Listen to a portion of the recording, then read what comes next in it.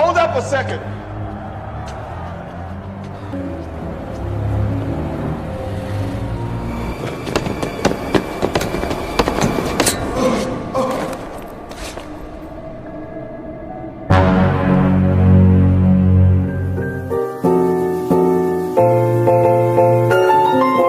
Halo Urbaners, dimanapun kalian berada, bagaimana kabarnya? Gimana? Masih nyari pasangan hidup?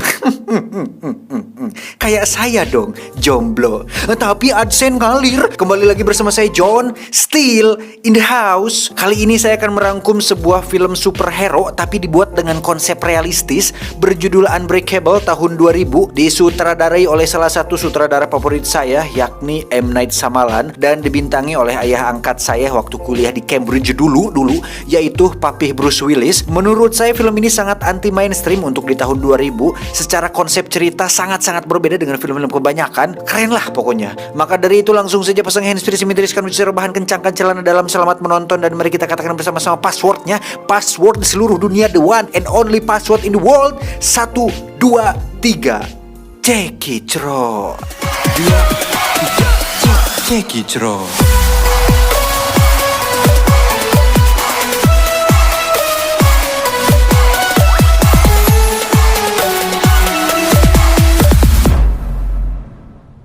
Umumnya ada 35 halaman dan 124 ilustrasi pada buku komik, dan sekitar 172.000 buku komik dijual di Amerika Serikat setiap harinya, dan lebih dari 62.780.000 setiap tahunnya.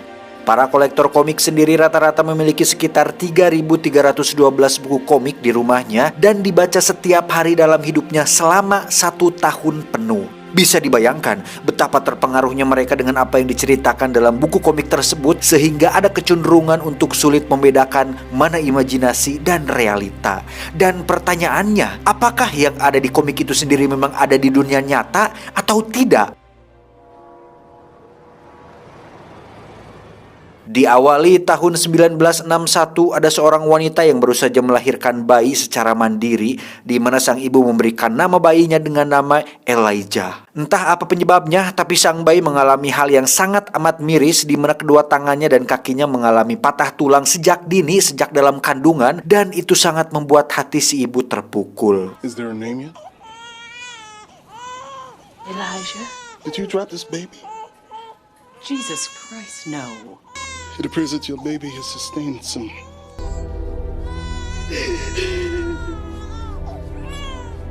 30 tahun kemudian, lebih tepatnya tahun 2000, masa-masa sinetron Panji Manusia Milenium sedang viral-viralnya. Kisah akan berfokus pada seorang bapak anak satu bernama David, dan ini orangnya. Pada adegan ini David sedang dalam perjalanan pulang naik kereta api, namun tak lama tersiar kabar bahwa keretanya mengalami anjlok di semua gerbong, dan itu cukup membuat anaknya terkejut. Namanya Joseph. Ini rarainya. Number 177 has derailed just outside Philadelphia. Namun yang menarik adalah hanya Davidlah satu-satunya korban yang selamat dari insiden tersebut, di mana tubuhnya tidak mengalami patah, memar ataupun tergores sedikit pun, sehingga hal itu membuat semua keluarga korban meninggal menatapnya dengan tatapan sinis. Your train derailed. Some kind of malfunction. You will officially be the only survivor of this train wreck. You don't have a scratch on you. Setelah insiden itu, tak hanya semua orang, istri atau anaknya yang heran kenapa David bisa selamat. Bahkan David sendiri mempertanyakan tentang bagaimana dirinya bisa selamat. Father of six, we pray for your soul. Sehabis berdoa untuk para korban tewas, David pun dikejutkan dengan sebuah kertas yang tertempel di mobilnya, di mana di situ tertulis, "Berapa hari dalam hidupmu kau pernah sakit?" David sendiri bekerja sebagai seorang security di sebuah stadium football kampus, di mana sang bos menaikkan gaji David karena selama 5 tahun bekerja, David tidak pernah sekalipun izin sakit, sehingga sang bos memberikan reward atas loyalitas yang diberikan oleh David ini. $40 what? You're getting a $40 a week raise, that's it.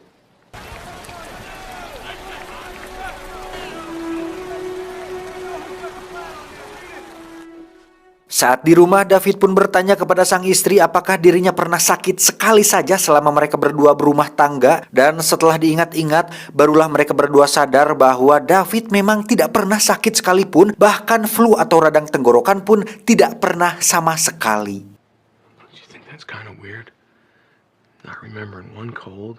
Beralih ke masa kecil Eliza, si bayi yang kita lihat tadi di awal, di mana saat dirinya menginjak usia 7 tahun, sang bunda pun memberikan buku komik superhero yang mana sejak saat itu Eliza sangat berambisi tentang sosok superhuman atau manusia super, sehingga saat dia dewasa alias masa sekarang, Eliza berprofesi sebagai seorang ahli komik yang membuka sebuah galeri komik superhero. Tak lama datanglah David dan anaknya, di mana kertas yang menempel di mobilnya kemarin adalah dilakukan oleh Eliza yang di situ tertulis alamat galeri miliknya. This one was under the windshield wiper of my car. Dan tujuan David datang menemui Eliza adalah untuk bertanya apa maksud dari tulisan tersebut dan kenapa Eliza bisa tahu tentang hal yang David sendiri sama sekali baru menyadarinya. Mr. Price, can we talk about the note that you left on my car? Dan bukannya menjawab pertanyaan David, Eliza pun justru menjelaskan tentang dirinya sendiri, bahwasannya dia telah meneliti buku komik sejak kecil saat dirinya hanya bisa terbaring di rumah sakit akibat penyakit tulang lunak yang dideritanya, namanya osteogenesis imperfecta. Setelah bertahun-tahun membaca komik dan memperdalam asal-usul buku komik, Eliza meyakini sebuah teori bahwasannya buku komik adalah penghubung terakhir ke metode kuno dalam mewariskan sejarah. I spent a third of my life in a hospital bed with nothing else to do but read. I've studied the form of comics intimately. Comics are our last link to an ancient way of passing on history. Sama seperti ketika orang-orang Mesir menggambar di dinding yang sekarang kita kenal dengan artefak, Eliza yakin bahwa buku komik dibuat berdasarkan pengalaman seseorang yang pernah mengalami hal tersebut secara nyata. It's our form of history that someone somewhere felt or experienced. Yang pada intinya adalah Eliza yakin bahwa di dunia nyata, di antara kita semua, ada beberapa orang yang dianugerahi kelebihan layaknya manusia super. Ketika mendengar berita tentang kecelakaan kereta dan satu-satunya korban selamat adalah David, Eliza merasa yakin bahwa David memiliki kemampuan super yang dia tidak sadari selama ini. You think my dad's... A person put here to protect the rest of us. Mendengar semua cerita itu, tentu David tidak percaya dan menganggap semua itu hanya khayalan belaka seorang pecandu komik yang terobsesi dengan imajinasi bergambar, sehingga David pergi dari sana tanpa mendapat jawaban apapun dari Eliza. What exactly is it that you do? Work at the university stadium. Singkat cerita, David terlihat sedang bertugas saat ada sebuah pertandingan football di mana Eliza kembali menemui David untuk bertanya lebih dalam tentang pengalaman hidupnya demi meyakinkan diri sendiri tentang apakah manusia super itu memang ada atau tidak. Professions in the world, you chose protection. Saat berjalan melewati beberapa pengunjung, David pun merasa ada sesuatu yang salah dengan salah satu pengunjung saat dia bersentuhan dengan pengunjung tersebut. Di mana saat Eliza bertanya, ada apakah gerangan? David pun menjawab, aku merasa salah satu dari pengunjung tersebut membawa sebuah pistol bergagang hitam dan kemungkinan besar dia akan keluar dari antrian untuk menghindari pemeriksaan. A guy in a camouflage jacket. Sometimes people carry weapons in here. He's carrying a step out of line. Entah benar membawa senjata atau tidak, tapi pengunjung tersebut memang keluar dari antrian dan terlihat khawatir, dan bisa jadi itu hanya kebetulan saja. Untuk membuktikan hal itu, Eliza pun mengikuti pengunjung tersebut di mana dia nekat mengambil resiko berjalan cepat. Yang kita semua tahu, Eliza menderita tulang rapuh di seluruh tubuhnya, dan benar saja, saat melewati anak tangga, Eliza pun terjatuh dan mengalami beberapa patah tulang, tapi semua itu sebanding dengan jawaban pembuktian bahwa semua yang dikatakan David tadi memang benar adanya.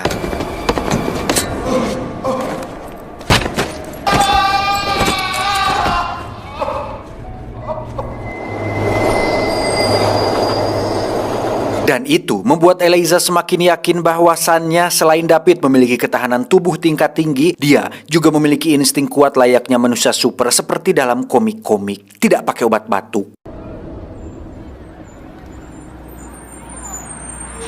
Sepulangnya bekerja, David justru semakin dibuat penasaran dengan semua perkataan Eliza tentang dirinya, di mana dia mencoba membuktikan hal tersebut dengan meminta Joseph anaknya untuk menambah beban pada bench press-nya, di mana dia berkali-kali mampu mengangkat beban lebih dari 100 kg, sampai-sampai David berhasil mengangkat sebuah beban yang beratnya 10 kali lipat dari bobot tubuhnya sendiri, dan itu sangat mengsuperkan. More?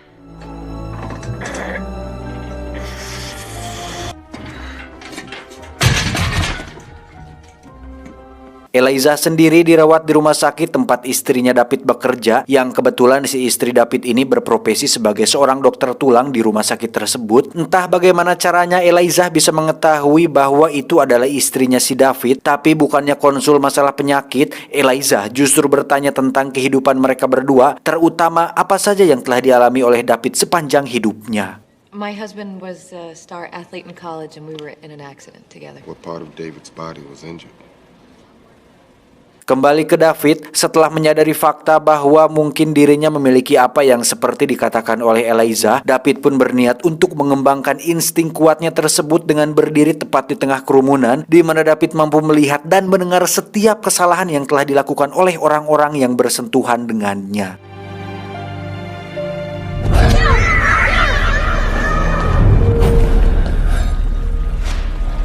Tak lama David pun mendapat kabar bahwa Joseph anaknya mengalami tindak kekerasan oleh beberapa teman sekolahnya, yang mana Joseph mempertahankan keyakinan terhadap ayahnya sendiri, yaitu David, bahwa sang ayah adalah orang spesial yang memiliki kelebihan yang tidak dimiliki oleh anak-anak lain, sehingga hal itu membuat teman-teman Joseph mengejeknya, kemudian menghajarnya secara beramai-ramai. Do I need to put any smelly ointment on or anything? No, it's more emotional. Sebagai ayah yang baik, David tentu tidak ingin Joseph diperlakukan seperti itu dan meminta agar Joseph berhenti percaya pada semua omong kosong yang Eliza katakan, dan menekankan bahwa dirinya hanyalah ayah biasa sama seperti ayah-ayah lain di dunia ini. You won't get hurt. Elijah was wrong. You know your father was injured in college. You know that. You know all about that. Hal itu pun menimbulkan kekecewaan besar bagi anak kecil seperti Joseph, karena ketika Joseph bangga memiliki ayah yang hebat, justru David sendirilah yang tidak yakin terhadap dirinya sendiri. Merasa bahwa Eliza telah membawa hal buruk pada kehidupan keluarganya, David pun meminta agar Eliza berhenti dengan semua imajinasi dan omong kosong ini, meski David sendiri sadar bahwa Eliza tidak sepenuhnya salah tentang semua perkataannya tersebut. Stop messing with my life, Elijah. Perhaps you're not doing what you're supposed to be doing. Please stay away from my family. Merasa terpukul atas hal itu, Eliza pun pergi ke toko buku komik, di mana dia dengan sengaja membuat kesal seorang penjaga, dan saat ada satu buku komik terjatuh tepat di pangkuannya, di situ Eliza mendapat sebuah pemikiran yang mungkin dapat menyadarkan David atas kemampuan yang dimilikinya.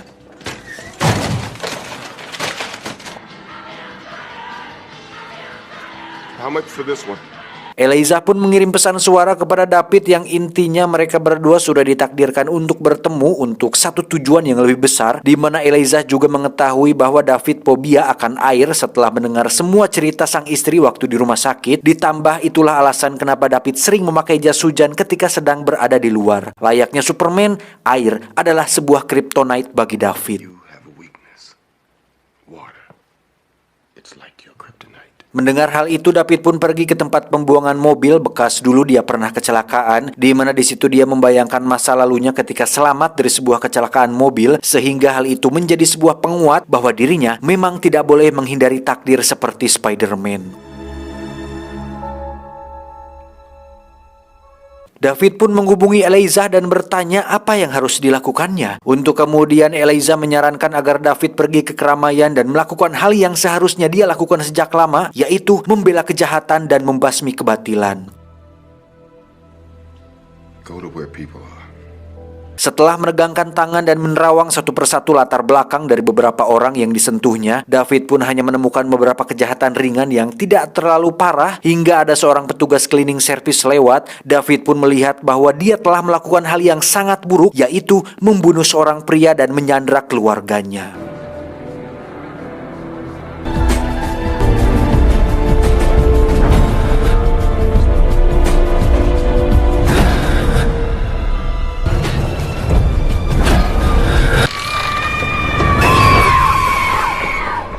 Maka dari itu David pun diam-diam mengikuti pria tersebut sampai pulang kerja, di mana pria itu memang benar masuk ke dalam sebuah rumah yang tidak mungkin itu adalah rumahnya. Dan saat David memberanikan diri untuk masuk, dia pun melihat dua anak sedang terikat untuk kemudian melepaskan mereka dan pergi ke lantai atas untuk menyelamatkan ibu mereka berdua.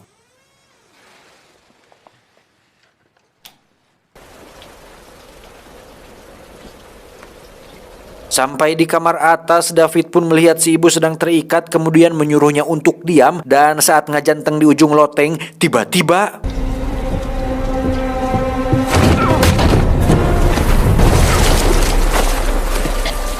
ya, si pelaku pun mendorong David hingga jatuh tepat di atas penutup kolam, sehingga saat penutupnya ngelelep, David pun terjebak dan hampir tewas karena hal itu.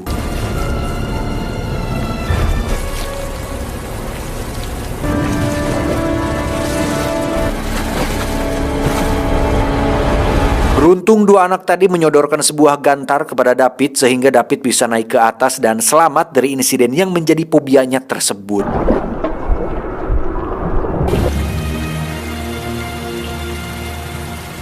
Dengan cepat David pun kembali ke kamar atas, kemudian menyerang si pelaku dengan mencekik behengnya, dan setelah dia pingsan, akhirnya David berhasil menyelamatkan ibu dari dua anak tersebut.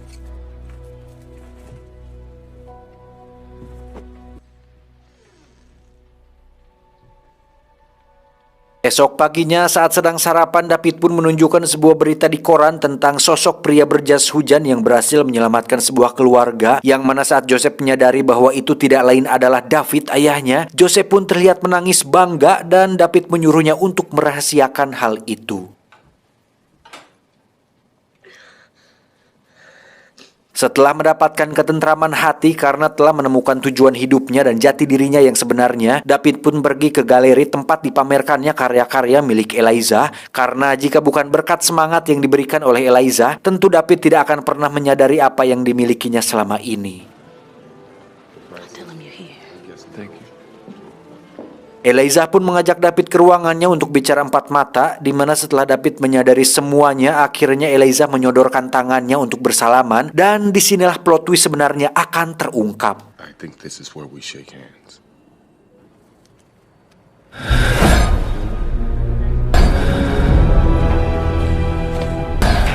I worked in that building 25 years.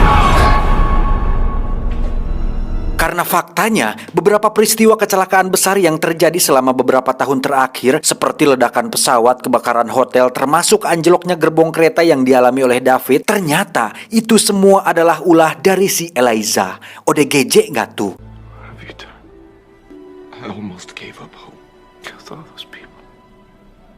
Selama bertahun-tahun sejak dirinya lahir dan hanya terbaring di rumah sakit akibat penyakit tulang rapuh yang dideritanya, membuat hidup Eliza terasa hampa dan tidak memiliki tujuan, karena seperti sebuah peribahasa mengatakan bahwa rasa bosan lebih berbahaya dari sebuah peluru. It's just an awful feeling. There were so many times I questioned myself. Dengan keyakinan akan teori adanya manusia super di antara umat manusia, Eliza pun dengan sengaja membuat rangkaian kecelakaan untuk mencari tahu siapa yang akan selamat dari kecelakaan yang sudah dia perhitungkan akibatnya. Dan akhirnya Eliza menemukan David yang merupakan satu-satunya orang yang selamat dari insiden kereta api yang sudah dia rencanakan. Many sacrifices. Just to find you. Tujuan Eliza sebenarnya sangat simpel sekali. Dia hanya ingin mengetahui perannya di dunia ini, apakah menjadi sosok baik atau jahat. Sama seperti Batman dan Joker, Eliza yakin bahwa mereka berdua telah ditakdirkan untuk menjadi musuh bebuyutan, cahaya melawan kegelapan. You know who you are. I know who I am. David pun melaporkan Eliza ke pihak berwajib, sehingga beberapa hari setelah itu Eliza pun ditangkap dan dimasukkan ke dalam sebuah penjara sebagai penjahat gila jenius yang memiliki nama julukan Mr. Glass, yang berarti manusia rapuh serapuh kaca yang setiap saat bisa patah tulang. They called me Mr. Glass. Tamat ending yang cukup mengenangkan.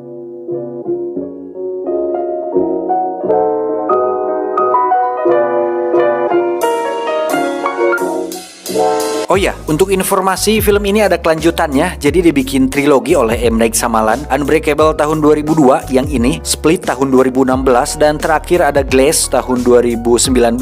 Untuk film Split, ceritanya tidak berfokus lagi pada David atau Eliza, tetapi ada sosok lain yang punya 24 kepribadian. Keren lah pokoknya, kalau yang udah nonton pasti tahu seperti apa kualitas filmnya. Apalagi aktornya James McAvoy yang meranin sosok Profesor X muda di film X-Men. Abis ini saya akan buat rangkumannya ya, jadi ditunggu film Split, oke?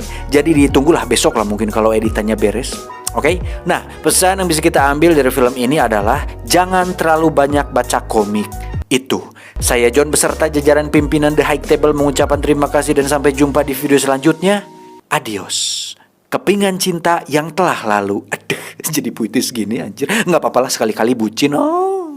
Udah, saya mau ngops dan sebat dulu. Jadi stay healthy buat kalian. Jangan telat makan, nanti kena mah, pusing, jatuh sakit kan repot. Ingat, selalu berpikir positif karena tubuh dan otak itu adalah satu kesatuan yang terhubung. Jadi kalau kalian gak punya semangat dan terlalu banyak mikir, tarik, ditakutkan namru, gering atau gering, nya sok sing sarehat kanggo sadayana. Semoga semuanya selalu sehat. Aku cinta kalian semua. Aku cinta AdSense. Wow.